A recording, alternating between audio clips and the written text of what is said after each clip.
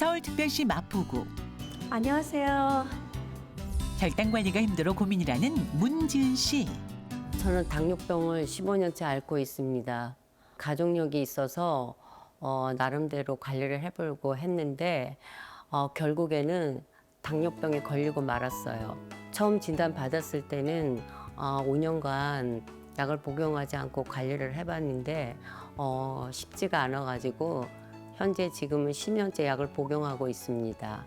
공복 혈당이 100에서 110까지 나오고요. 식후에는 200이 넘더라고요. 최고까지는 350이 넘더라고요. 기절할 뻔했잖아요. 게다가 꾸준히 약을 먹었는데도 혈당이 떨어지지 않았다는데요. 그렇다면 문지은 씨의 일상 속 당뇨 관리 방법 들여다볼까요? 잡곡밥과 채소 위주로 먹고 있습니다. 하루에 3끼 다 먹으면 혈당 관리가 힘들까 봐 기본적으로 한 끼를 먹고 많이 먹으면 2끼를 먹고 있습니다. 불규칙적인 식습관 괜찮을까요? 문지은 씨의 관리법 첫 번째, 하루 한 끼는 잡곡밥, 한 끼는 밥 대신 고구마로 대체하기. 문지은 씨의 관리법 두 번째, 혈당에 좋다는 건강기능식품 챙기기. 여주와 이런 영양제들이 혈당 관리에 도움이 된다 그래서 식후에 먹고 있습니다. 문지은 씨의 관리법 세 번째, 과일로 간식 대체하기. 제가 어렸을 때부터 군것질을 좋아했는데요. 당뇨를 앓고 나서부터는 과일로 대체해서 먹으려고 노력하고 있습니다. 이거 너무 많은 거 아니에요? 과일은 인위적인 단맛이 아니라서 괜찮아요. 문지은 씨의 관리법 네 번째, 매일 산책 5,000보 걷기. 하지만 혈당 수치는 잡힐 기미가 전혀 보이지 않는다는 문지은 씨. 저는 군것질도 줄이고 당뇨 약도 먹고 운동도 하고 있는데요. 왜 이렇게 혈당 수치가 치솟기만 하고 있는지 궁금합니다. 저희가 조금 전에 수박이랑 포도 당지수 높다고 소개해 주셨는데 아마 저 사례자분이 방송 보시다 깜짝 놀라셨을 것 같다는 생각이 좀 들어요.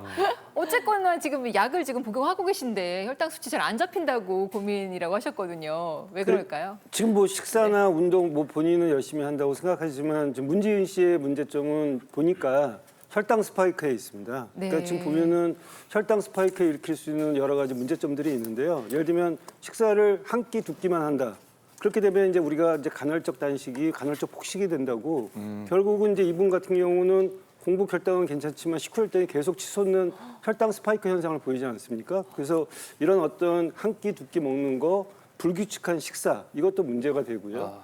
보니까 군것질을 또 많이 하는데요. 이 군것질 같은 것들이 고구마나 감자 이런 당지수가 높은 또 아까 과일 제철 과일을 또 많이 드신다고 했는데 앞서 우리가 얘기했던 뭐 이런 혈당 스파이크를 올리는 식품들을 많이 드시고 계시고요.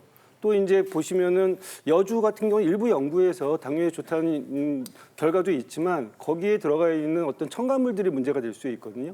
그런 것들이 결국 또 혈당 스파이크를 올리기 때문에 제가 볼 때는 당뇨를 갖다가 제대로 관리하려면 혈당 스파이크를 좀 신경 쓸 필요가 있고요. 또 5,000보도 물론 충분히 안 걷는 것보다는 좋지만 사실은 8,000보 이상 걸어야 또 빠르게 걸어야 그리고 또 관절을 움직여야 제대로 된 운동을 할 수 있기 때문에 그런 것들을 좀 신경 쓰시면 혈당 스파이크 측면에서 당뇨병 조절이 더 잘 되지 않을까 생각합니다. 네. 아까 이제 과일을 쌓아놓고 드시면서 이게 인위적인 단맛이 아니고 자연의 단맛이라 괜찮다고 하셨는데요. 제철 여름 과일도 좋지만 아까 말씀드린 대로 시원한 오이, 토마토. 네, 이거 드시면 좋겠습니다. 네. 네. 요것도 이제 과일이다라고 생각하면은 맛있다고 우리 안철호 교수님께서 해주셨으니까. 자꾸 씹다 보면 과일 맛이 난다니까요. 네, 그렇게 생각하고 드시면 되겠습니다. 네. 자, 그래서 오늘 혈당 스파이크를 잡는 처방전 3가지를 저희가 준비했는데요. 어떤 처방전이냐? 바로 식사 처방전입니다. 네, 그렇습니다. 혈당 스파이크를 좌우하는 게 바로 먹는 거겠죠, 교수님? 그렇죠. 뭐 운동, 뭐 스트레스, 수면 다 혈당 스파이크와 관계 있지만 제일 중요한 건 결국은 식사죠. 내가 먹는 것이 나의 혈당 스파이크를 결정한다고 생각하시면 되고요. 사실 약식동원이라는 말도 있지 않습니까? 그래서 결국은 이런 식사가 결국은 약물과 같이 생각을 해야 되는데 간식을 어떻게 먹는지 식사 시간, 식사 습관에 따라서 이런 여러 가지 나한테 궁합이 맞는 좋은 또 식품들이 있습니다. 그래서 최근에는 연속 혈당 측정기라는 것도 나와 있기 때문에 어떤 것이 나한테 혈당 스파이크를 일으키는 식품인지를 알고 본인들이 거기에 대해서 좀 학습하고 또 그런 습관을 들이는 것이 굉장히 중요하다고 생각합니다. 네, 혈당 잡는 혈당 스파이크를 특히 잡아주는 식사 처방전 하나하나 공개하겠습니다. 그 첫 번째는 바로 삼박자가 혈당을 잡는다인데요. 뭐를 맞춰 드셔야 하냐면요. 시간, 질, 양을 맞춰 드셔야 한다고 합니다. 시간, 질, 양. 저는 이제 예리하게 생각을 해봤는데 알 것 같습니다. 시간, 질, 양이잖아요. 네. 시간 천천히, 길게, 질 비싼 거, 좋은 거, 양 양껏 먹어라. 듬뿍 많이 천천히 비싼 거 양껏 먹어라. 오. 이현 아나운서 또 혼날라고 또 그렇게 얘기하고 강 교수님.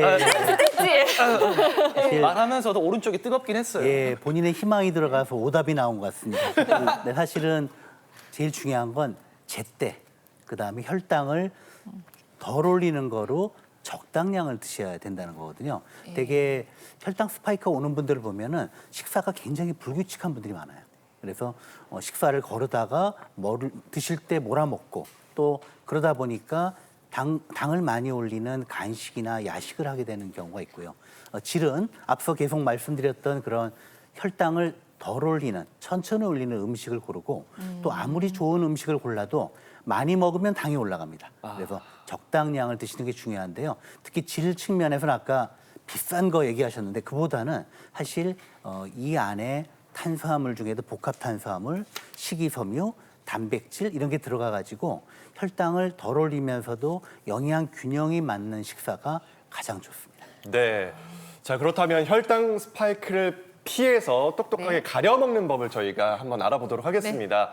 문제를 준비했는데 함께 맞춰볼까요? 과연 이 두 사람 중에서 어떤 분이 혈당 스파이크를 잡았을까요? 한 분은 감자와 옥수수를 들고 계시고 다른 한 분은 지금 고구마를 들고 계십니다.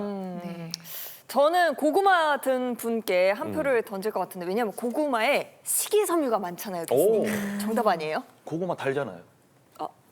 예. 두 분이 말씀 주신 데 답이 있어요. 사실 어떤 데 보면은 많은 분들이 고구마가 당 지수가 낮아요. 그러니까 혈당을 천천히 올리니까 이제 감자보다 낫다 이렇게 얘기하시는데 아까 달잖아요 얘기하셨잖아요. 근데 같은 100g의 감자 고구마를 먹었을 때 탄수화물량이 고구마가 더 많아요. 그래서 사실은 그냥 당을 올리는 속도나 정도는 고구마가 더 유리하지만 실제 같은 양에 들어있는 탄수화물량이 많으니까 이 두 가지를 곱한 그 당 부하지수라는 게 있거든요. 이거로 볼 때는 다 똑같이 혈당을 올리는 거예요. 그리고 옥수수도 마찬가지입니다. 사실 옥수수에 들어있는 당의 양, 탄수화물의 양은 한 19g으로 고구마랑 비슷한데 당 지수도 조금 낮지만 역시 그 탄수화물량이 많다 보니까 이 세 가지 다 적당량을 드시는 게 좋고요. 그래서 사실 옥수수 샐러드, 많이 뭐 통조림이라든지 뭐 콘 샐러드, 버터구이 이런 거 피하시고 만약에 옥수수를 꼭 드셔야 된다면 한 번에 드시는 간식량은 한 반자루 정도가 적당합니다. 옥수수를 잘라가지고 반만 먹어야 하는군요. 늘 하나를 다 먹었는데 아쉽습니다. 중요한 거는 당 지수만 보는 게 아니고 당 부하 지수까지도 생각을 하셔야 한다는 거예요. 자, 두 번째 문제 드리도록 하겠습니다. 빵 좋아하시는 분들 주목해 주세요. 혈당 스파이크 잡는 식품은 한 분은 지금 하얀 식빵을 들고 계시고요. 한 분은 단팥빵을 안고 계십니다. 좀 많이 들고 계신데요? 네, 두 네 분 개 중 들고 계시네. 어떤 분이 혈당 스파이크를 잡았을까요? 저는 사실 빵을 그렇게 즐겨 먹진 않은데요. 네. 제가 봤을 때는 어차피 둘 다 빵이고 밀가루잖아요. 네. 근데 그냥 식빵은 제가 봤을 때는 영양 성분이 많이 없어 보여요. 근데 팥은 굉장히 좋은 식품이잖아요. 그렇죠? 살짝 뜨겁긴 한데 지금 팥은 굉장히 좋은 식품이니까 그래도 영양 성분을 같이 먹는 게 좋지 않을까 골고루. 그런 생각을 해요. 네, 근데 장 교수님. 단팥빵 되게 달잖아요. 예. 설탕 들어있네요. 생각해. 또 혼났어요. 맞아요. 영기 씨 말대로 이제 단팥빵 좋을 것 같지만 사실은 땡입니다. 그래서 일단은 흰식빵을 먼저 말씀드리면 정제된 밀가루로 만들어져 있기 때문에 혈당을 급격히 상승을 시키는데 식이섬유도 적으니까 소화 흡수가 너무 빨라서 혈당 스파이크의 원인이 될 수 있겠고 더 나쁜 건 사실은 단팥빵이었어요. 단팥빵은 단팥소라고 해서 설탕이 듬뿍 들어가 있어서 맛있기도 하지만 당분 함량도 높고 지수, 또 흰식빵에 비해서 당 지수가 높은 걸 우리가 확인할 수 있는데요. 만약에 너무 단팥빵이 먹고 싶다고 한다면 설탕이 들어가지 않은 단팥빵을 저는 추천을 하고요.